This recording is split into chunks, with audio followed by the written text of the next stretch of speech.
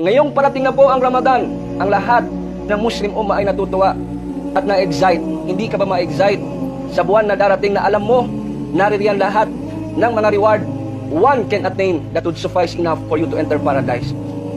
Kaya kung sinasabi ng Allah subhanahu wa ta'ala, Ya ayyuhalladhina amanu, kutiba alaykumus siyam. O kayong mga naniniwala, o you who believe, fasting had been prescribed to you, had been decreed to you. Ang pag-aayuno po, sabi ng Allah, yan ay na-fard na sa inyo. Sabi ng mga iba, aba, ang hirap hindi magkakain. Hindi ko kaya yan.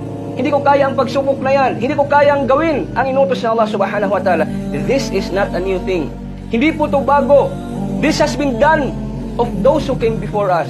Nagawa na po ito ng mga nauna pa sa atin. Kasi sabi ng Allah subhanahu wa ta'ala, kama kutiba ala alladhina min qablikum. Yung mga nauna sa atin nagpa-fasting din. Ngunit wala tayong narinig na nagreklamo sa kanila. Ngunit wala, kaya kung wag mong sabihin na hindi mo kaya, ang mga nauna sa atin ay nag-fasting. At yung sitwasyon nila, siguro mas worse pa sa atin.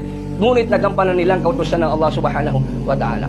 Ano po ba ang isa sa mga wisdom behind bakit tayo magpa-fasting? La'allakum tattaqun. So that you will become God-pious, so that you will become God-fearing. Hoping that insyaAllah, Allah will accept our dua. Allahumma baligh na Ramadan. Magkarating tayo sa buwan ng Ramadan na insyaAllah